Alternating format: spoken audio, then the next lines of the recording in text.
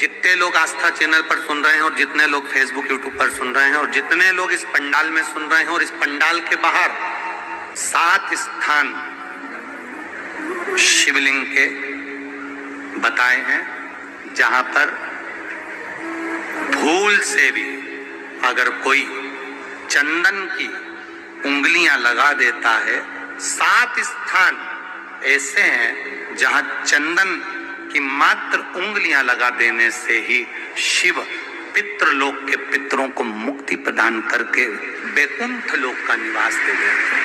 7 स्थान, और वो 7 स्थान जो चंदन के बताए गए हैं। पहला, भगवान देवाधिदेव महादेव के शिवलिंग पर चंदन का लेपन। समझ लेना जरा बहुत अच्छे से। आपको लगता है स्वप्न में कोई मुर्दे दिख रहे हैं या कोई जल रहा है या कोई मर रहा है या कोई चला गया है, ऐसा भय लगता है। बच्चों को मानी भेजूंगी ऐसा हो जाएगा, पति को मानी भेजूंगी ऐसा हो जाएगा, कोई हमारे कोई गलत तो नहीं कर रहा है, आपको लगता है। 7 स्थान चंदन के बताएं महाराज। पहला शिवलिंग, दूसरा जहां गणेश जी का स्थान है, मालूम है ना सबको, जम के बोलो जरा, मालूम है ना सबको, जहां गणेश जी का स्थान है वहां अलग से गणेश जी बैठे, वहां नहीं। शिवलिंग में जलाधारी के ठीक सामने राइट में गणेश, लेफ्ट में कार्तिकेय, बीच में अशोक सुंदरी।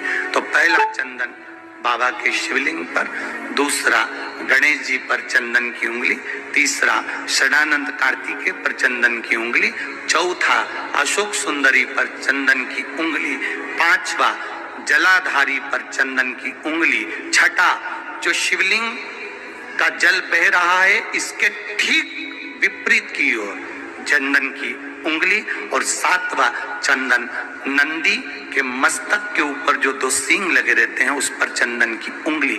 ये कब लगाई जाती है? या तो अमावस्या के दिन। आपको लगता है कि हमारे पूर्वजों का उद्धार नहीं हुआ, हमारे पूर्वजों का कल्याण नहीं हुआ, कहीं अधोगति में कोई चला गया है, उसका बस एक बार, रोज नहीं जरूरत है, प्रतिदिन जरूरत ही नहीं, महीने में एक बार अगर अमावस्या के दिन भी आपने चंदन के थोड़ा सा चंदन अगर मेरे देवाधिदेव महादेव को 7 स्थान पर समर्पित किया है। अशोक यहाँ पर वर्णन कर रही है, मैना, धन्य और कला की कथा कह रही है। तीनों ने सनकादि ऋषियों से मांगा। चंदन भगवान को अति प्रिय होता है और चंदन ही एक ऐसा होता है जो पितरों को भी प्रिय होता है, जिसका स्पर्श मात्र लगने से पूर्वजों का कल्याण हो जाता है, वो चंदन। तो आप लोग जो पशुपति व्रत कर रहे हो या कोई भी उपास करते हो, कई लोग कहते हैं हमने करा नहीं हुआ। क्यों नहीं हुआ? उसमें हमारी गलतियों को हमें चाहिए। अब जैसे ये शिवलिंग रखा है, आपने जल चढ़ाया, अब जल आप यहाँ से चढ़ा रहे हो तो धीरे धीरे धीरे धीरे चढ़ाएं जिससे छींटे बाहर ना, यहां तक छींटे रहे ना, जलाधारी तक चलेगा, बाहर ना गिरे। और एक बात का स्मरण रहे,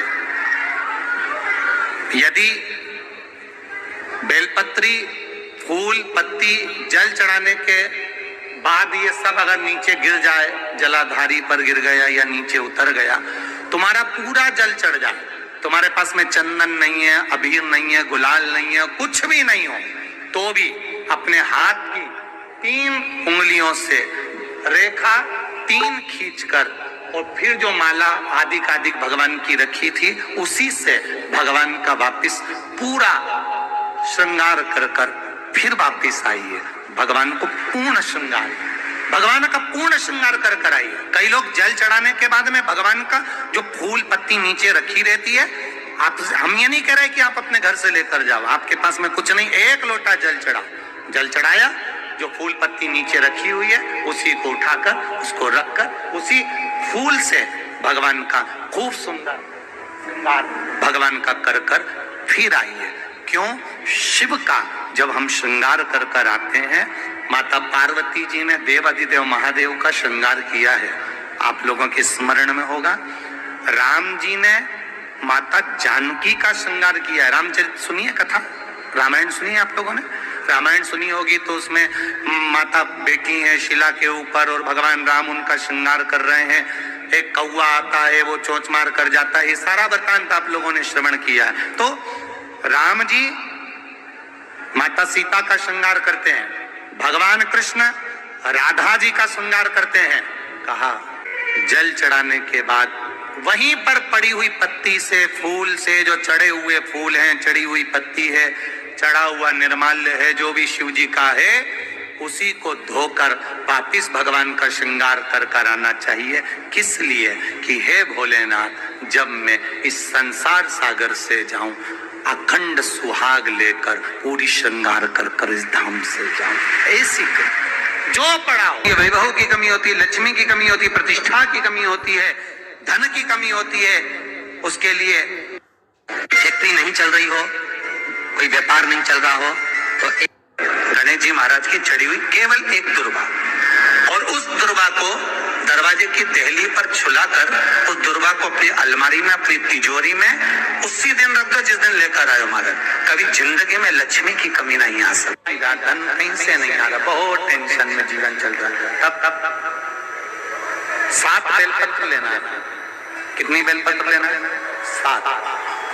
7 बेलपत्र में से सबसे पहली बेलपत्र, घर से जब चलो तो घर के पास में, जो घर के अंदर रसोई घर में मटका होता है, क्या बोलते हैं यहाँ पर, हंडा, मटका, गगरा, घड़ा, जिसमें तुम पानी भरते हो, टंकी, बाल्टी, जो भी होता है रसोई घर में जो पानी भरते हो पीने के, हंडे में, बॉटल, उसमें टंकी में, जिसमें भी तुम भर के रखते हो, एक बेलपत्र उस हंडे के पास में, मटके के पास में वहां रखना।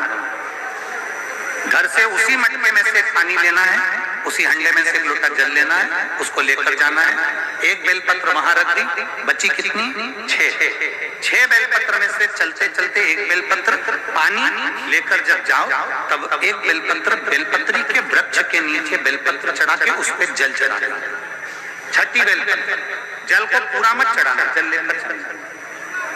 5वें नंबर की बेलपत्र नंदीश्वर के पास में, जिस नंदी का पांव ऊपर की ओर हो, एक पांव नीचे दबा रहता है, पांव पर, ऊपर वाले पांव के पास में एक बेलपत्र रख देना। 5वें नंबर की बेलपत्र वहां रख देना। 4थे नंबर की बेलपत्र अशोक सुंदरी वाली जगह, हमने कई बार आपको अशोक सुंदरी का स्थान बताया। ये जलाधारी, यहाँ जो बीच में से जल बहता है, बीच में एक मोटी लाइन होती है, अशोक सुंदरी। 4थे नंबर की बेलपत्र यहाँ रख दीजिए, थोड़ा सा जल समर्पित कर दीजिए। 3रे नंबर की बेलपत्र, यहाँ बैठकर जल चढ़ा रहे हो तो यहाँ रखो, यहाँ बैठकर जल चढ़ा रहे हो तो यहाँ रखो, यहाँ बैठकर चढ़ा रहे हो तो यहाँ रखो। मतलब पार्वती जी का जो हस्तकमल है उस पर रखना है और उस पर जल चढ़ाना। 3रे नंबर की। 2रे नंबर की बेलपत्र शंकर भगवान का जो शिवलिंग है उसके ऊपर बेलपत्र को रखना है। बेलपत्र की जो डंडी है, आप बैठे हो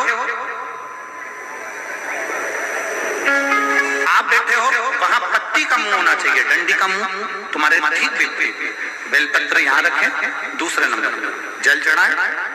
एक बेलपत्र जो 7वें नंबर की है, उस बेलपत्र को जो जलाधारी है, जल चढ़ाने वाली, उस जलाधारी का स्पर्श कराएं और उस बेलपत्र को वापस लेकर उसमें से थोड़ा सा जल उस जलाधारी में डाल दें। उस बेलपत्र को, जो 7वें नंबर की बेलपत्र है, उसका स्पर्श केवल जलाधारी को कर कर बाबा से विनती कर कर उस बेलपत्र को किसी भी दिन आप अपने घर में लाकर रख लो।